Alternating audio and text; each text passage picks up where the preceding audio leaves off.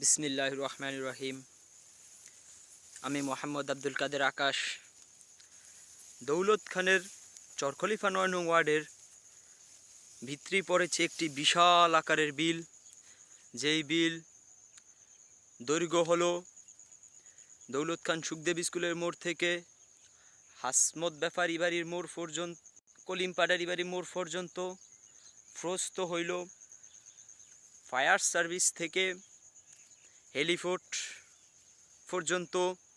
যেই বিল আমার ক্যামেরায় পুরোটা ধারণ করতে পারছে না, সেই বিলে আমি ঘুরতে এসেছি।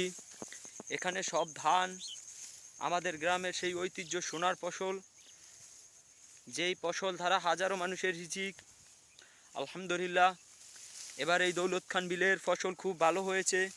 এই যে দেখুন ধান, যেই ধান সোনার মতোই চকচক করছে, যেন সৈন্য ভেসে আছে এই মাটির বুকে।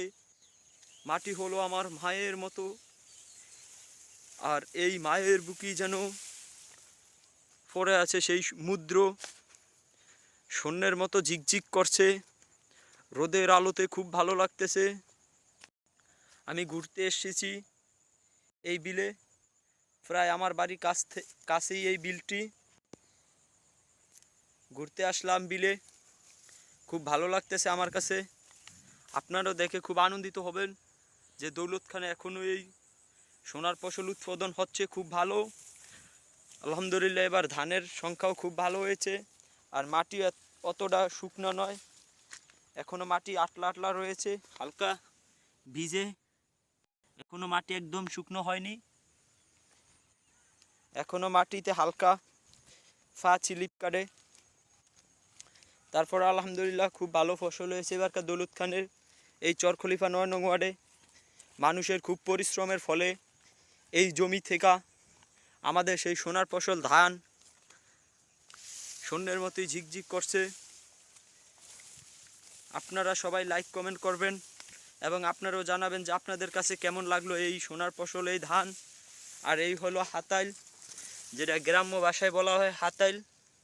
আর জানি না আপনাদের কার কোন ভাষায় কি বলা হয়। এই হাতাইল দিয়ে আমি যাইতেছি পথ ধরে। কি সুন্দর ধান, সোনার মতোই চকচক করছে এই ধান। আপনারা সবাই লাইক কমেন্ট করে জানাবেন যে ধানগুলো কেমন লাগছে আপনাদের কাছে। এবং আমি ঘুরতে এসে খুব ভালো লাগলো আমার কাছে।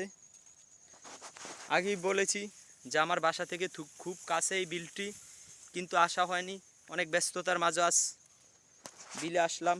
ঘুরতে এসে ছোট্ট একটি ভিডিও আপনাদের কাছে আপলোড দিলাম, আপনাদেরকে দেখানোর জন্য যে এখনও কিছু কিছু জায়গায় এই গ্রাম্য ধান, গ্রামের কিছু ঐতিহ্য ফুটে আছে। আসলে আমার কাছে খুব ভালো লাগতেছে।